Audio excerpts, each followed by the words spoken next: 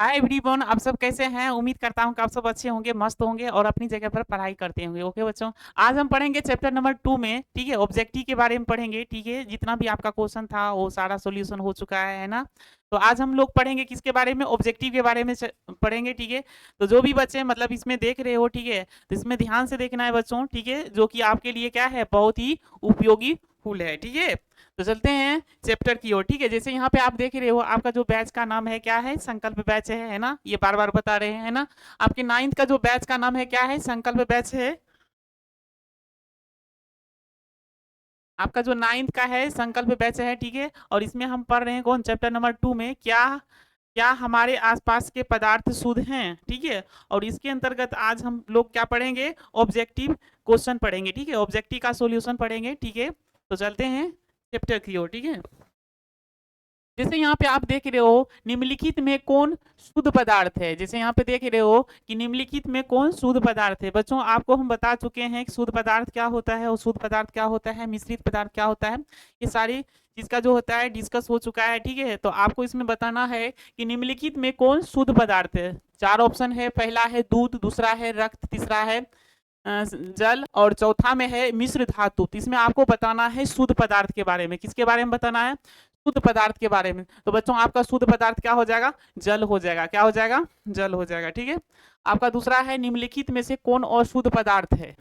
निम्नलिखित में से कौन क्या है? अशुद्ध पदार्थ है। इसमें कौन अशुद्ध पदार्थ है? तो बच्चों इसमें हो जाएगा वायु। क्या हो जाएगा? वायु। ठीक है, आपका अगला सवाल है निम्नलिखित में से कौन विलियन है। बच्चों, विलियन के बारे में पूछ रहा है ना। तो आपको विलियन का टाइप्स भी बताए थे, जैसे विलेप बताए थे, विलायक बताए थे, ठीक है, संतृप्त विलियन बताए थे और संतृप्त विलियन बताए थे। तो आपको इसमें बताए थे। ठीक है, तो इसमें आपको बताना है बिलियन। इसमें 4 ऑप्शन है इस तरह से, तो आपको इसमें बिलियन को क्या करना है? चूज करना है। तो बताओ इसमें कौन बिलियन है। ठीक है, इसमें आपका बिलियन हो जाएगा लवन बिलियन। क्या हो जाएगा? लवन बिलियन। ये लवन क्या है? बिलियन है। ठीक है, समझ रहे हो बच्चों?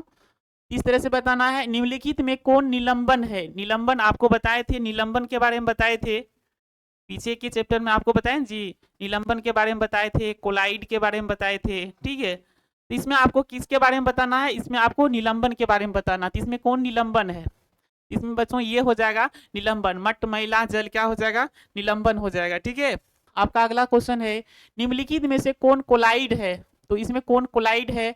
इसमें आपको कोलाइड हो जाएगा गोंद। जैसे आपको वहां पे बताए थे, तो एग्जाम्पल भी बताए थे, एग्जाम्पल भी दिए थे। ठीक है, इसमें आपका क्या हो जाएगा? कोलाइड क्या हो जाएगा? इसमें कोलाइड के रूप में क्या हो जाएगा? गोंद हो जाएगा। ठीक है, चलो अगला क्वेश्चन है आपका निम्नलिखित में से कौन तत्व है। कौन इसमें क्या है? तत्व है। तो इसमें कौन तत्व है बच्चों? इसमें आपका तत्व हो जाएगा ऑक्सीजन। क्या हो जाएगा? ऑक्सीजन। ठीक है, निम्नलिखित में से कौन यौगिक है। तो यौगिक इसमें कौन हो जाएगा बच्चों? इसमें आपका यौगिक हो जाएगा नमक। ठीक है, निम्नलिखित में से कौन अधातु। इसमें बताना है निम्नलिखित में से कौन अधातु। निम्नलिखित में कौन मतलब कि अधातु कौन है। इसमें कौन अधातु है? इसमें आपका अधातु क्या हो जाएगा? इसमें आपका अधातु हो जाएगा बच्चों जर्मेनियम। क्या हो जाएगा? जर्मेनियम हो जाएगा। ठीक है, आपका अगला क्वेश्चन है तत्व के सूक्ष्म कण को क्या कहते हैं। तत्व के सूक्ष्म कण को बच्चों हम लोग क्या कहते हैं? परमाणु कहते हैं। और यौगिक के सूक्ष्म कण को अणु कहते हैं। इसमें आपको पूछ रहा है तत्व के सूक्ष्म कण को क्या कहते हैं। तो तत्व के सूक्ष्म कण को परमाणु कहते हैं। तो आपका क्या हो जाएगा? बी हो जाएगा। ठीक है, चलो नेक्स्ट है आपका एक से अधिक तत्वों के संयोग से। इसमें एक से अधिक तत्वों के संयोग को क्या कहते हैं? तो बच्चों तत्वों के संयोग को हम लोग क्या कहते हैं? यौगिक कहते हैं। क्या कहते हैं? यौगिक कहते हैं। इसी में इस तरह से लिखा रहता दो या दो से अधिक तत्वों या यौगिकों के योग को क्या कहते हैं? तो उसको मिश्रण कहते हैं। लेकिन आपको यहाँ पे पूछ रहा है क्वेश्चन में कि एक से अधिक तत्वों के संयोग को क्या कहते हैं। तो बच्चों एक से अधिक तत्वों के संयोग को हम लोग क्या कहते हैं? यौगिक कहते हैं। ठीक है, जैसे आप यहाँ पे जल लिखते हो, ठीक है, तो जल का जो फॉर्मूला होता है H2O। तो इसमें क्या है? हाइड्रोजन भी है, ऑक्सीजन भी है। तो दो तत्व इसमें क्या है? मिक्सिंग है। तो एक या एक से अधिक तत्वों के संयोग को हम लोग क्या कहते हैं? यौगिक कहते हैं। क्या कहते हैं? यौगिक कहते हैं। समझ रहे हो बच्चों? ये सब मस्ती से पढ़ो। ठीक है, आपको कहीं पे कोई दिक्कत नहीं होगा। निम्नलिखित में से कौन तत्व नहीं है। इसमें आपको बताना है निम्नलिखित में से कौन तत्व नहीं है। आपको डिफरेंशन दिए थे, ठीक है, डिफाइन किए थे तत्व और किसके बारे में? यौगिक के बारे में बताए थे। दोनों में डिफरेंस भी बताए थे, दोनों में अंतर भी बताए थे। तो बच्चों इसमें जवाब देना है निम्नलिखित में से कौन तत्व नहीं है, तो इसमें कौन तत्व नहीं है, तो बच्चों आपका हो जाएगा कोलाइडल। क्या हो जाएगा? कोलाइडल, यानी ऑप्शन नंबर कौन हो जाएगा? डी हो जाएगा। ठीक है, अगला क्वेश्चन है निम्नलिखित में से कौन शुद्ध पदार्थ नहीं है? आपको शुद्ध पदार्थ नहीं बताना है, मतलब कि 4 ऑप्शन दिया हुआ है, इसमें से बताना है कि कौन शुद्ध पदार्थ नहीं है। बच्चों पहले ध्यान से क्या करना है, क्वेश्चन को पढ़ना है, उसके बाद जवाब देना है, ठीक है? नहीं तो हड़बड़ में क्या हो जाता है, गड़बड़ हो जाता है बच्चों। तो निम्नलिखित में से कौन शुद्ध पदार्थ नहीं है? तो इसमें कौन शुद्ध पदार्थ नहीं होगा बच्चों? इसमें आपका हो जाएगा गंगा जल। क्या हो जाएगा? गंगा जल। ये वैज्ञानिक के अनुसार जो है गंगा जल जो है बच्चों वो क्या है, अशुद्ध पदार्थ है। लेकिन हम लोग क्या करते हैं, धार्मिक के अनुसार गंगा जल को क्या मानते हैं, शुद्ध मानते हैं ना, पवित्र मानते हैं। लेकिन वैज्ञानिक के अनुसार ये क्या है, अशुद्ध पदार्थ है। क्या है? अशुद्ध पदार्थ है। समझ रहे हो बच्चों? चलो नेक्स्ट आपका होगा निम्नलिखित में से शुद्ध पदार्थ कौन है? इसमें शुद्ध पदार्थ पूछ रहा है, इसीलिए बोले हैं क्वेश्चन को क्या करना है, ध्यान से पढ़ना है। ठीक है, तो आपको इसमें पूछ रहा है कौन शुद्ध पदार्थ है। इसमें कौन शुद्ध पदार्थ है? तो इसमें आपका शुद्ध पदार्थ हो जाएगा स्रवित जल। क्या हो जाएगा? स्रवित जल हो जाएगा। ठीक है, अगला इसमें क्वेश्चन है कि यौगिक में तत्वों का अनुपात क्या होता है? तो यौगिक में तत्वों का अनुपात निश्चित होता है। क्या होता है? निश्चित होता है। ठीक है, आपका अगला क्वेश्चन है परिचित्व प्रस्तव एवं परिक्षेपण माध्यम से मिलकर बने विलयन को क्या कहा जाता है? तो उसको क्या कहते हैं बच्चों? उसको हम लोग क्या कहते हैं? तो उसको हम लोग कहते हैं संतृप्त विलयन कहते हैं। क्या कहते हैं?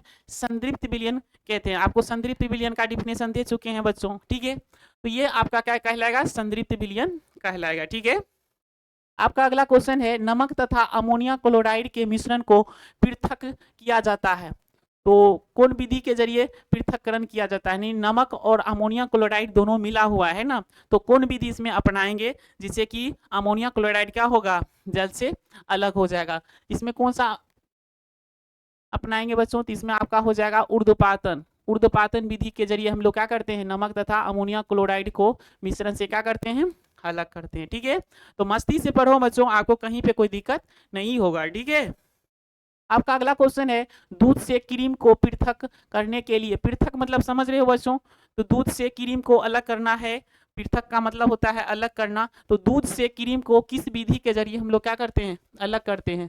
तो आपको बताए थे अपकेंद्रन विधि द्वारा, अपकेंद्रीयकरण विधि द्वारा क्या करते हैं, दूध से क्रीम को अलग करते हैं। ठीक है, तो ऑप्शन नंबर कौन हो जाएगा, सी हो जाएगा। ठीक है, आपका अगला क्वेश्चन है रंग वाले घटक जिसको डाई बोलते हैं, ठीक है, को नीले अथवा काले रंग की स्याही को पृथक किया जाता है, तो कौन विधि के जरिए किया जाता है बच्चों? तो ये आपका कहलाएगा क्रोमैटोग्राफी विधि के जरिए क्या करते हैं, अलग करते हैं। आपको पीछे के क्लास में बताए थे कि मतलब कि पुष्प पंखुड़ी से क्या करते हैं, रंजक को अलग करते हैं, तो उसमें कौन सा विधि का उपयोग करते हैं? तो इसी विधि का उपयोग करते हैं, क्रोमैटोग्राफी विधि का क्या करते हैं, उपयोग करते हैं। तो इसमें भी आपको पूछ रहा है कि रंग वाले घटक को नीले अथवा काले रंग की स्याही को क्या करना है, पृथक किया जाता है, तो इसमें कौन सा विधि अपनाएंगे? तो आपका ऑप्शन नंबर क्या हो जाएगा, ए हो जाएगा। ठीक है, आपका अगला क्वेश्चन है कि दो अघुलनशील द्रवों के मिश्रण को पृथक किया जाता है। दो अघुलनशील, जैसे आपका जल है, ठीक है, और तेल है ना, ये दोनों क्या है, अघुलनशील है। ये दोनों को मिलाओ, क्या ये घुल जाएगा? नहीं ना, तो अघुलनशील हुआ। तो ये दोनों मिल गया, तो इसको कौन विधि के जरिए हम लोग अलग करेंगे? इसमें कौन विधि अपनाएंगे, पृथककारी की विधि का उपयोग करेंगे। ठीक है, तो ऑप्शन नंबर क्या हो जाएगा, ए हो जाएगा। ठीक है, आपका अगला क्वेश्चन है निम्नलिखित में यौगिक को चुने, इसमें आपको यौगिक को चुनना है कि कौन इसमें यौगिक है। तो बच्चों इसमें आपका यौगिक क्या हो जाएगा, जल हो जाएगा। ठीक है, क्या हो जाएगा, ऑप्शन नंबर ए। आपका अगला क्वेश्चन है दो या दो से अधिक तत्वों के संयोग को क्या कहते हैं? दो या दो से अधिक तत्वों के संयोग को हम लोग क्या कहते हैं? तो दो या दो से अधिक तत्वों के संयोग को हम लोग क्या कहते हैं, यौगिक कहते हैं। क्या कहते हैं, यौगिक कहते हैं। तो आपका आंसर क्या हो जाएगा, ए हो जाएगा। ऑप्शन नंबर क्या हो जाएगा, ए हो जाएगा। ठीक है, आपका अगला क्वेश्चन है मिश्रण दो प्रकार के होते हैं, सही युग्म को चुनें। तो इसमें ऑप्शन नंबर ए हो जाएगा। एक होता है समंग मिश्रण, एक होता है असमांग मिश्रण। ठीक है, जिसको आप क्या बोलते हो, समांगीन, एक विषमांगीन, है ना। तो आपका दो मिश्रण होता है, एक होता है समांग, एक होता है असमांग। ठीक है, तो आप इस तरह से जवाब दे सकते हो। ठीक है, आपका अगला क्वेश्चन है सही कथन को चुने। तो इसमें सही कथन को चुनना है बच्चों। एक इसमें लिखा है समंग मिश्रण में एक ही प्रस्ताव होता है, या फ्रेज होती है, जैसे कि क्लोराइड होता है यहाँ पे फ्रेज। ठीक है, अगला है इसमें कि विषमांग मिश्रण में दो परस्ताएं होती है, जैसे निलंबन। ठीक है, समांग मिश्रण में केवल तत्वों से निर्मित होती है, तो ऑप्शन नंबर इसमें पूछ रहा है सही, तो ये ए और सी डी क्या है, गलत है। ऑप्शन क्या हो जाएगा, बी सही हो जाएगा। कि विषमांग मिश्रण में दो परस्ताएं होती है, ठीक है, दो अन्य पदार्थ होते हैं और मिले होते हैं, उसको हम लोग क्या कहते हैं, निलंबन कहते हैं। ठीक है, और निलंबन का आप लोग परिभाषा जानते हो। ठीक है, ऑप्शन नंबर क्या हो जाएगा, बी हो जाएगा। ठीक है, आपका अगला सवाल है कि सरल, यहाँ पे है तत्व। ठीक है, तरल तत्व जो होता है वो सरलतम पदार्थ होता है या सरलतम पदार्थ है, समान परमाणुओं से निर्मित होते हैं, और ए और बी दोनों सही है या ए और बी दोनों गलत है। इसमें बच्चों जो है तत्व जो होता है, तत्व का परिभाषा आपको बताए थे। ठीक है, तो इसमें जो होता है ये सरलतम पदार्थ होता है, ये समान परमाणुओं से क्या होता है, निर्मित होता है, तो ए और बी दोनों सही है, तो इसका मतलब ऑप्शन क्या हो जाएगा, सी हो जाएगा। ठीक है, आपका अगला सवाल है निम्नलिखित में से तत्व कौन है, ये चार ऑप्शन दिया हुआ है, इसमें से आपको क्या करना है, तत्व के बारे में बताना है। ठीक है, तो चार ऑप्शन में से कौन तत्व है उसके बारे में क्या करना है, बताना है। ठीक है, तो इसमें कौन तत्व है बच्चों, तो आपका इसमें तत्व हो जाएगा सोना।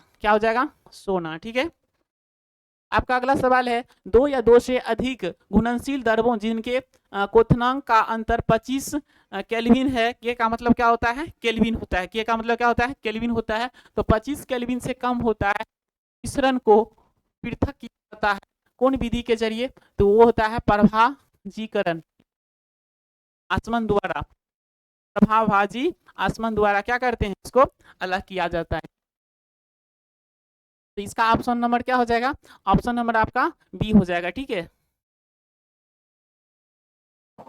यहाँ पे आप बी मान सकते हो, यहाँ पे आपका सी हो जाएगा, ये आपका डी है, तो इसका मतलब ऑप्शन क्या हो जाएगा, सी हो जाएगा। यानी प्रभाभाजी है ना, प्रभाभाजी आसवन द्वारा क्या होगा, ये मतलब कि ये 2 बिलियन क्या होता है, घुलनशील होता है, उसको द्रवों के अंतर जो 25 केल्विन को कम होता है कि मिश्रण को पृथक किया जाता है, तो वो होता है कौन विधि के जरिए, प्रभाभाजी आसवन विधि के जरिए। ठीक है, आपका अगला सवाल है कि वायु के घटक गैसों को पृथक करने के लिए द्रवित वायु का क्या करते हैं, द्रवित वायु का क्या करते हैं, तो प्रभाभा विधि द्वारा यानी प्रभाभाजी आसवन विधि द्वारा हम लोग क्या करते हैं, उसको अलग करते हैं। ठीक है, तो ऑप्शन नंबर क्या हो जाएगा, ऑप्शन नंबर आपका ए हो जाएगा। कौन हो जाएगा, ए हो जाएगा। ठीक है, आराम से पढ़ो बच्चों, आपको कहीं पे कोई दिक्कत नहीं होगा। पहले तो आपका क्या हो जाता है, जितना भी आपका शॉर्ट क्वेश्चन लॉन्ग क्वेश्चन होता है उसका सोल्यूशन हो जाता है, और लास्ट में आपको क्या होता है, ऑब्जेक्टिव का डील होता है, तो आपको कहीं पे कोई दिक्कत नहीं होगा। ठीक है, बशर्ते आपको क्या करना है, मस्ती से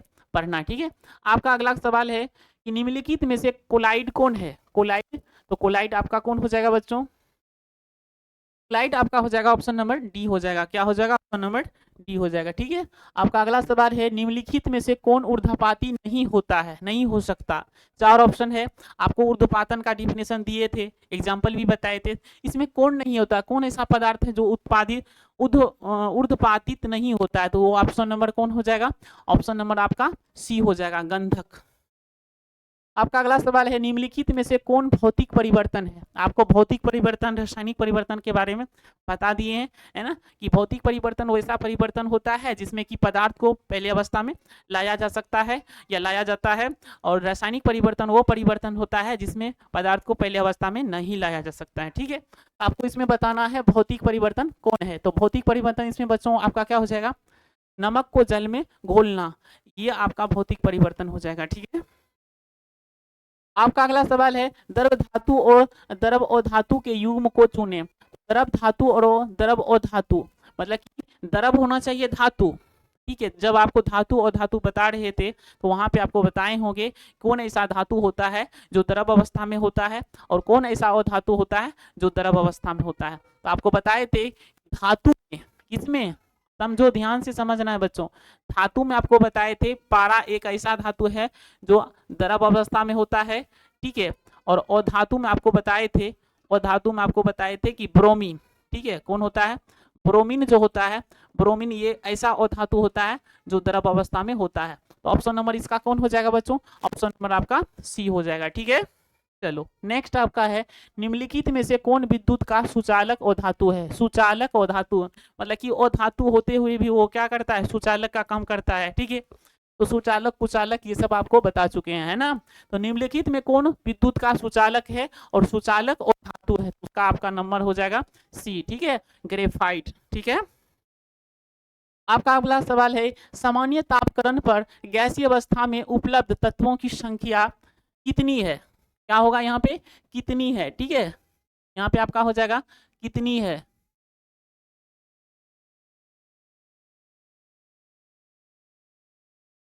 यहाँ पे आपका हो जाएगा कितनी है, ठीक है, तो आपको बताना है कितनी है उसकी संख्या, ठीक है। तो कितनी है बच्चों, देखो सामान्य तापकरण पर गैसीय अवस्था में, गैसीय अवस्था में मतलब कि ऐसा क्या गो, मतलब कि धातु है, ऐसा क्या गो तत्व है जिसकी संख्या कितनी है, ठीक है, उसकी संख्या कितनी है, मतलब कि वो होना चाहिए क्या, तत्व होना चाहिए, ठीक है, यानी तत्व में होना चाहिए। और तत्व में एक ऐसा कौन ऐसा पदार्थ है जो गैसीय अवस्था में होता है, तो वो आपका हो जाएगा, उसकी संख्या कितना है, उसकी संख्या 11 है, ठीक है। समझ रहे हो बच्चों, आपको सवाल पूछ रहा था कि सामान्य तापकरण पर गैसीय अवस्था में उपलब्ध तत्वों की संख्या बताइए कितनी है, तो वो 11 है, ठीक है, कितनी है, 11 है। जैसे आप पढ़ते होंगे ऑक्सीजन जो है, ठीक है, ऑक्सीजन, ऑक्सीजन क्या है बच्चों, ऑक्सीजन तत्व है, नाइट्रोजन क्या है, तत्व है, ये सब किस अवस्था में रहता है, गैसीय अवस्था में होता है ना। नाइट्रोजन हो गया, ठीक है, कार्बन डाइऑक्साइड हो गया, तो ये सारे जो आप यहाँ पे देख रहे हो, यानी ये सब जो है कौन अवस्था में होता है, गैसीय अवस्था में होता है, ठीक है। और इसमें आपको जानते होंगे कि सबसे भारी जो गैस होता है वो नाइट्रोजन होता है, कौन होता है, नाइट्रोजन होता है। और सबसे हल्का जो गैस होता है वो कौन होता है, हीलियम होता है, हाइड्रोजन होता है ना। समझ रहे हो बच्चों, तो इसमें आपको पूछ रहा है कि सामान्य तापकरण पर गैसीय अवस्था में उपलब्ध तत्वों की संख्या कितनी है, तो वो 11 है, कितना है, 11 है, ठीक है। आपका अगला सवाल है, निम्नलिखित में से उपधातु को चुने, तो उपधातु आपका बच्चों हो जाएगा इसमें जर्मेनियम हो जाएगा, क्या हो जाएगा, जर्मेनियम हो जाएगा, ठीक है। इसमें समझ रहे हो बच्चों कि निम्नलिखित में पूछ रहा था और धातु, उपधातु पूछ रहा था, एक होता है धातु, दूसरा होता है अधातु, और बीच में जो होता है वो उपधातु होता है, ठीक है, समझ रहे हो। तो उपधातु इसमें पूछ रहा है, ध्यान से समझो बच्चों कि क्वेश्चन क्या पूछ रहा है, उस अनुसार क्या करना है, जवाब देना है, नहीं तो क्वेश्चन ठीक से नहीं पढ़ेंगे, लिखने को कुछ लिख देंगे कुछ, तो ध्यान से देखना है, ठीक है, आप ध्यान से पढ़ोगे तो क्वेश्चन आपका गलत नहीं होगा, ठीक है। इसमें आपको पूछ रहा था उपधातु, तो उपधातु में क्या हो जाएगा, जर्मेनियम हो जाएगा, और भी होता है सिलिकॉन भी होता है, ठीक है बच्चों, आपका क्या होता है, सिलिकॉन भी होता है, ठीक है, ये सिलिकॉन भी क्या है, उपधातु है, ठीक है। इसमें ऑप्शन में क्या था, जर्मेनियम था, तो जर्मेनियम हो जाएगा, ठीक है। आपका अगला पॉइंट है, इसमें निम्नलिखित में मिश्र धातु कौन है, तो मिश्र धातु आपका कौन है, तो पीतल है, क्या है, पीतल है, पीतल जो है मिश्र धातु है, ठीक है। आपका अगला सवाल है, निम्नलिखित में से कौन मिश्रण नहीं है, मिश्रण नहीं है, तो आपका चीनी नहीं है मिश्रण, ठीक है बच्चों, ये ACD जो है ये सब मिश्रण है, लेकिन चीनी मिश्रण नहीं है, ठीक है, समझ रहे हो बच्चों। आपको अगला सवाल में पूछ रहा है, निम्न में से द्रव धातु कौन है, तो द्रव धातु अभी बताए थे, द्रव धातु, तो द्रव धातु पूछ रहे हैं, क्या पूछ रहे हैं, द्रव धातु, तो द्रव धातु के अंतर्गत क्या आ जाएगा, द्रव धातु के अंतर्गत आ जाएगा आपका ऑप्शन नंबर बी हो जाएगा, पारा, ठीक है। आपका अगला सवाल है, निम्न में से कौन शुद्ध पदार्थ है, तो निम्न में से कौन शुद्ध पदार्थ है, कौन पदार्थ, शुद्ध पदार्थ, तो शुद्ध पदार्थ आपका हो जाएगा जल, ठीक है, क्या हो जाएगा, जल हो जाएगा। अगला सवाल है, सही कथन को चुने, तो सही कथन में इसको चुनना है, तो बताना है, बताओ इसमें कौन सही कथन है, ठीक है। हवा और बारूद मिश्रण है, ये बात सत्य है, ठीक है, कि हवा भी मिश्रण मतलब है, बारूद भी क्या है, मिश्रण, आपको सही कथन चुनना था, तो ऑप्शन नंबर ए हो जाएगा, ऑप्शन नंबर कौन हो जाएगा, ए हो जाएगा, ठीक है। नेक्स्ट एक सवाल है आपका, निम्नलिखित में से कौन सही है, कौन सही है, तो पीतल एक क्या है, धातु है, ये तो गलत है, आपको सही चुनना है, किसको चुनना है, सही को चुनना है, ठीक है। तो जस्ता एक अधातु है, तो जस्ता क्या है, अधातु है। संगमरमर एक यौगिक है, ये आपका सही है, ऑप्शन नंबर क्या होगा, सी सही होगा, ठीक है। निम्नलिखित में से कौन तत्व है, आपका अगला सवाल है, निम्नलिखित में से कौन तत्व है, तो इसमें बच्चों आपको तत्व के बारे में बताना है, तो तत्व का आपका क्या हो जाएगा, आर्सेनिक हो जाएगा, क्या हो जाएगा, आर्सेनिक, ऑप्शन नंबर कौन हो जाएगा, सी हो जाएगा, ठीक है।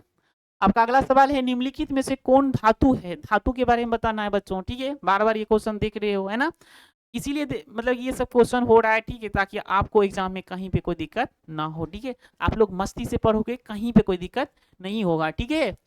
निम्नलिखित में कौन धातु है, तो कौन इसमें धातु है बच्चों, इसमें आपका आयरन हो जाएगा, क्या हो जाएगा, आयरन, आयरन मतलब लोहा, ठीक है, फेरस, ये आपका ऑप्शन नंबर सी हो जाएगा। अगला सवाल है कपूर और नमक के मिश्रण को किस विधि द्वारा पृथक करते हैं, तो ये आपका ऊर्ध्वपातन विधि हो जाएगा।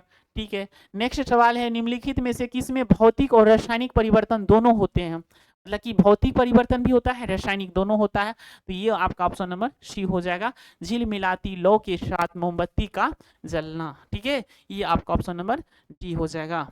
आपका अगला सवाल है निम्न में से कौन कोलाइड नहीं है, कोलाइड विलयन नहीं है, तो आपको कौन बताना है इसमें कोलाइड विलयन नहीं है, नदी का जल। क्या हो जाएगा, नदी का जल। ठीक है, आपका अगला सवाल है निम्नलिखित में से कौन निलंबन है, क्या है, निलंबन है, तो इसमें निलंबन का उदाहरण कौन हो जाएगा, खारिया का जलीय घोल, ऑप्शन नंबर बी हो जाएगा। ठीक है, अगला सवाल है बालू और नौशादर के मिश्रण को किस विधि के द्वारा हम लोग क्या करते हैं, अलग करते हैं, बालू और नौशादर को हम कौन विधि के जरिए क्या करते हैं, अलग करते हैं। ठीक है, तो ये आपका हो जाएगा ऊर्ध्वपातन विधि द्वारा, कौन विधि द्वारा, ऊर्ध्वपातन विधि द्वारा।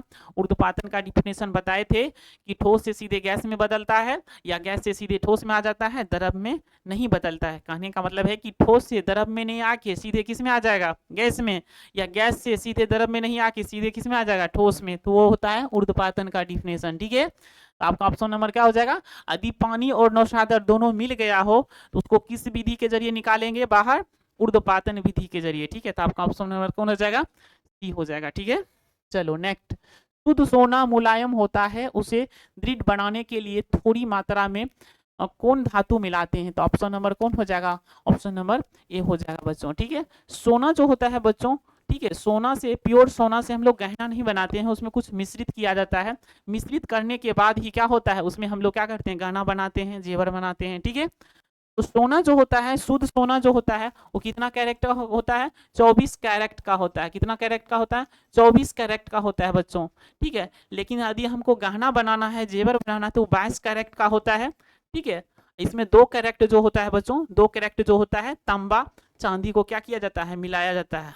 ठीक है, देखो जो भी बता रहे हैं ना, ध्यान से सुनोगे तो सब समझ में आ जाएगा, ये दोनों को ऐड करोगे बन जाएगा 24 कैरेट। कितना बन जाएगा, 24 कैरेट बन जाएगा। ठीक है, आपको सवाल पूछ रहा था शुद्ध सोना मुलायम होता है, उनमें दृढ़ बनाने के लिए, कठोर बनाने के लिए थोड़ी मात्रा में क्या मिलाते हैं, तो तांबा मिलाते हैं। क्या मिलाते हैं, तांबा। ठीक है, अगला सवाल है एक या एक से अधिक शुद्ध तत्वों या यौगिक, इसमें बच्चों तत्वों आ गया, भी यौगिक भी आ गया, दोनों मिलकर कौन सा पदार्थ बनता है, तो आपका मिश्रण बन जाएगा। ठीक है, चलो नेक्स्ट आपका है विलयन का वह घटक जो कि विलायक में यहाँ पे हो जाएगा घुला लेता है। ठीक है, क्या हो जाएगा, घुला लेता है। कहने का मतलब है कि विलयन का वह घटक जो कि विलायक में घुला होता है, विलायक में क्या होता है, घुला होता है, वो आपका क्या कहलाता है, तो विलेय कहलाता है। आपको बताए थे विलायक विलेय में अंतर बताए थे कि विलायक जो होता है वो बड़ा सा क्या होता है, घटक होता है, तो दूसरे घटक को क्या करता है, अपना में मिला लेता है, दूसरे घटक को अपना में क्या करता है, मिला लेता है। जैसे यदि हम बात करें जल और चीनी का, ठीक है, तो चीनी जो है, ठीक है, चीनी को ये जल क्या करेगा, अपने में मिला लेगा। जब ये अपने में मिला लेगा तो ये आपका बन जाएगा विलायक। क्या बन जाएगा, विलायक बन जाएगा। और ये जो इसमें मिल गया, इसका मतलब ये विलेय हो गया। क्या बन गया, विलेय। ठीक है, तो कहने का मतलब है कि विलयन का वह घटक, ये दोनों घटक है किसका, ये दोनों घटक किसका है, ये आपका विलयन का है। किसका है, विलयन का है। ठीक है बच्चों, ये आपका किसका है, विलयन का है, ये दोनों घटक विलयन का है। तो विलयन का वह घटक जो कि विलायक में घुला लेता है, तो वो आपका क्या कहलाता है, विलेय कहलाता है। क्या कहलाता है, विलेय कहलाता है। नेक्स्ट सवाल है निम्नलिखित में से कौन भौतिक परिवर्तन है, आपको इसमें भौतिक परिवर्तन है, इसमें पूछ रहा है भौतिक परिवर्तन है, तो भौतिक परिवर्तन कौन हो जाएगा, जल का जमना। ठीक है, जल को जैसे जमाते हैं तो क्या बन जाता है, बर्फ, बर्फ को जैसे पिघलाएंगे तो फिर जल, इसका मतलब ये कौन सा परिवर्तन, भौतिक परिवर्तन। ठीक है, पहले तो ये जल बना, ठीक है, जल से क्या बन गया, जल से आपका बन गया बर्फ, यानी जमना हो गया। ठीक है, अब फिर इसको जैसे गर्म करेंगे तो फिर ये बर्फ क्या बन जाएगा, ये बर्फ फिर क्या बनेगा, इसमें जैसे ताप करेंगे, मतलब ताप करेंगे तो ये फिर क्या बन जाएगा, ये आपका जल बन जाएगा। ठीक है, तो पहली अवस्था में फिर आ जाएगा। इसका मतलब ये क्या हो गया, जल का जमना क्या हो जाएगा, जल का जमना भौतिक परिवर्तन। आपका अगला सवाल है कोलाइड, कोलाइड विलयन में कणों का टेढ़ मेढ़े मार्गों से गमन करना क्या कहलाता है, तो वो आपका कहलाता है बारूनी, बारूनी, ठीक है, गति कहलाता है। ठीक है, आपका अगला सवाल है निम्न में से कौन भौतिक परिवर्तन नहीं है, बच्चों वहां भी पूछ रहा था भौतिक परिवर्तन है, लेकिन इसमें पूछ रहा था भौतिक परिवर्तन नहीं है, तो इसमें कौन भौतिक परिवर्तन नहीं है, तो आपका मोमबत्ती का जलना क्या हो जाएगा, भौतिक परिवर्तन नहीं है, तो ऑप्शन नंबर कौन हो जाएगा, ए हो जाएगा। ठीक है, समझ रहे हो बच्चों। आपका अगला सवाल है, निम्न में से कौन रासायनिक परिवर्तन है, तो इसमें से कौन रासायनिक परिवर्तन, आपका रासायनिक परिवर्तन क्या हो जाएगा बच्चों, इसमें आपका रासायनिक परिवर्तन हो जाएगा दूध का जमना। जैसे दूध को आप जमाते हो बच्चों, तो दूध को जैसे जमाते हो तो क्या बन जाता है, दही बन जाता है ना। तो दूध को जैसे जमाते हो तो क्या बन जाता है, दही बन जाता है। ठीक है, क्या दही से हम दूध बना सकते हैं, नहीं बना सकते हैं, तो यानी पहले अवस्था में नहीं ला सकते हैं। तो जब पहले अवस्था में नहीं ला सकते हैं, इसका मतलब कौन परिवर्तन, रासायनिक परिवर्तन। इसका मतलब इसमें कौन पूछ रहा था, रासायनिक परिवर्तन कौन है, तो दूध का जमना। ठीक है बच्चों, तो यहाँ तक आपका ऑब्जेक्टिव था। ठीक है, आपका ऑब्जेक्टिव हो गया। ठीक है, तो मस्ती से पढ़ो, कहीं पे आपको कोई दिक्कत नहीं होगा। तो फिर मिलते हैं नेक्स्ट क्लास में। ठीक है, यहाँ तक देखो। ठीक है, जय हिंद जय भारत।